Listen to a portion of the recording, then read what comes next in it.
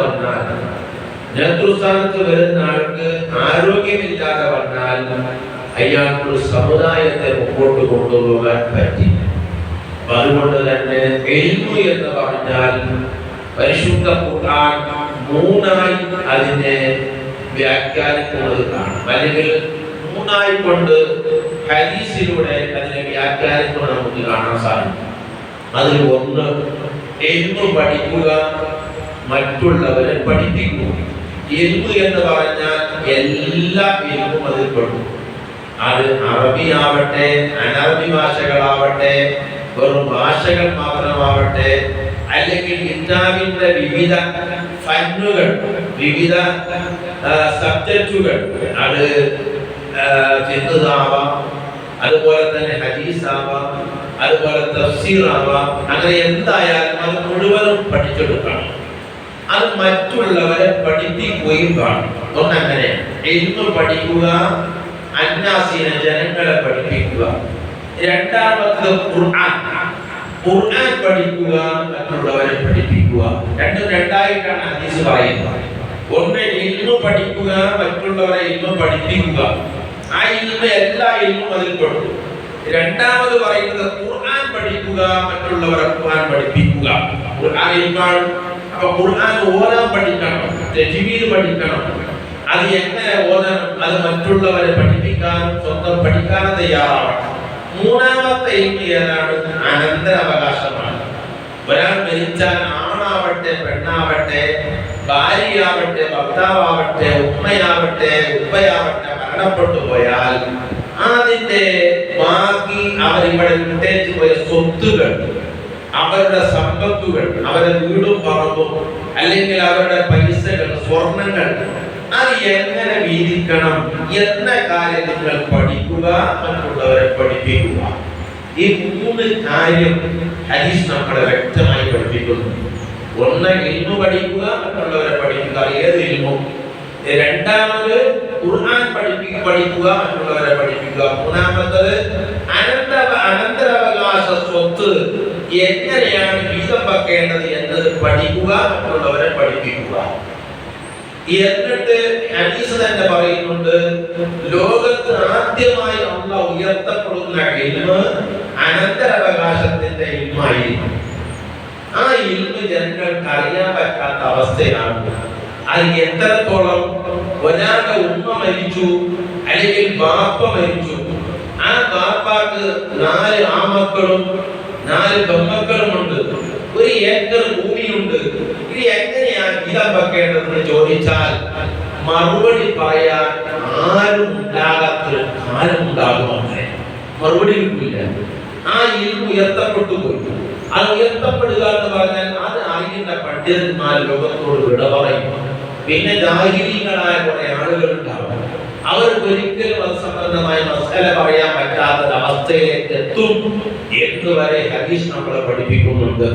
അതുകൊണ്ട് മുതഅല്ലിമീങ്ങളായ നിങ്ങൾ ഈ സമുദായത്തിൽ നാളെ വരേണ്ട നേതാക്കന്മാരാണ്, ആലിമീങ്ങളാണ്, നാളത്തെ ശംസുലുലമമാരാണ്, നാളത്തെ ഖമറുലുലമമാരാണ്, സുൽത്താനുലമമാരാണ്. നിങ്ങൾ ആരാണ്, എങ്ങനെയാണ്, എവിടെയാണ് എന്ന് ആരെക്കൊണ്ടും പറയാൻ നിർവാഹമില്ല.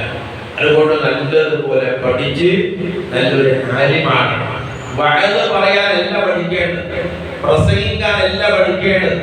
പിന്നെയോ നല്ലതുപോലെ ഇൽമു പഠിച്ച് പഠിച്ചതനുസരിച്ച് പ്രവർത്തിക്കണം. ആ ചിന്തയുണ്ടാകാവൂ. അതിലൂടെ വഅദ് പറയാൻ പറ്റും, അതിലൂടെ മറ്റു പലതിനും പറ്റും. അതൊക്കെ അതിന്റെ പുറകെ നടന്നുകൊള്ളും. നമ്മളെ മനസ്സിലുണ്ടാവണം, അല്ലാഹുവിന്റെ ഇൽമു പഠിക്കുക, പഠിച്ചത് പ്രവർത്തിക്കുക, പ്രവർത്തിക്കുന്നത് ജനങ്ങളോട് പറഞ്ഞു കൊടുക്കുക. അതാണ് വേണ്ടത്. നമ്മളെ ഒരു വഅദിന് വേണ്ടി വിളിച്ചു. എന്താണ് സബ്ജക്ട്?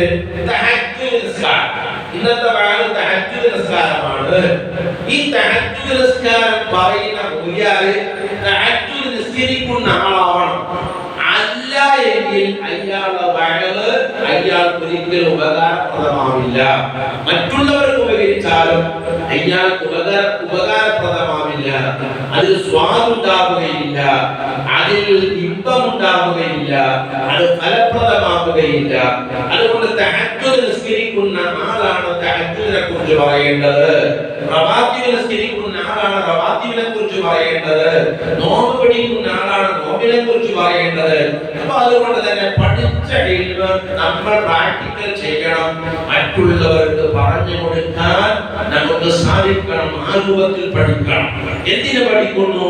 അല്ലാഹുവിന്റെ ഇൽമ് ഖുർആനിയത്താണ്, അത് ഞാൻ കരസ്ഥമാക്കുന്നു, അതുപോലെ ജീവിക്കാൻ വേണ്ടിയാണ് എന്ന നല്ല നിയത്തോടുകൂടെ നല്ല മക്കളായി സൂപ്പറായി പഠിക്കണം. ഖുർആനാണ് നമുക്ക് അറിയേണ്ടത്, ഹദീസാണ് നമുക്ക് അറിയേണ്ടത്. ഖുർആനും ഹദീസും അറിയണമെങ്കിൽ എന്തറിയണം? നിർബന്ധമായും നമുക്ക് തിരിയണം, മീസാൻ പഠിക്കണം, അജ്നാസ് പഠിക്കണം, അങ്ങനെ തുടങ്ങിയുള്ള സർഫും നഹവും എല്ലാം പഠിക്കണം, മന്തിഖ് പഠിക്കണം.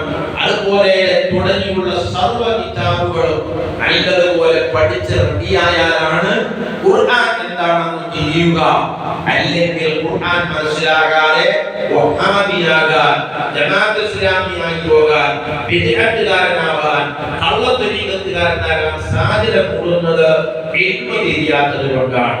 അതുകൊണ്ട് നല്ലതുപോലെ ഇൽമ് തിരിയണമെങ്കിൽ ആദ്യമായി നമുക്ക് വേണ്ടത് എല്ലാം അതവുള്ള മക്കളാകണം, ഉസ്താദിനെ അനുസരിക്കുന്ന മക്കളാകണം, ഉസ്താദിന്റെ പൊരുത്തം വേണം, ഉസ്താദിന്റെ ഗുരുത്വം വേണം.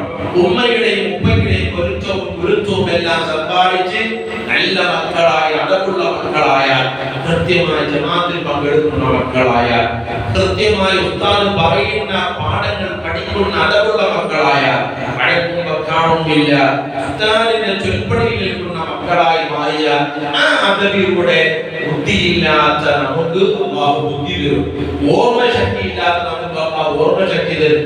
ദോഷങ്ങളൊന്നും ചെയ്യാതെ എപ്പോഴും ഇൽമുമായി ബന്ധപ്പെടാൻ ശ്രമിക്കുക, അതാണ് നമ്മുടെ വിജയം.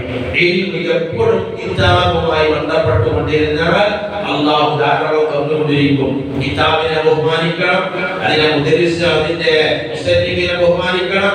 എല്ലാ ആദരവുകളും ബഹുമാനങ്ങളിലൂടെ നമ്മളൊന്ന് പഠിച്ച് മിടുക്കന്മാരാകലോടുകൂടെ നമ്മളെ ഈ തലപ്പാവ്, അതുപോലെ തന്നെ വെള്ള വസ്ത്രം, ഇത് എപ്പോഴും നമ്മളിൽ ഉണ്ടാവണം, എല്ലാ സ്നാനത്തിലും ഉണ്ടാവണം.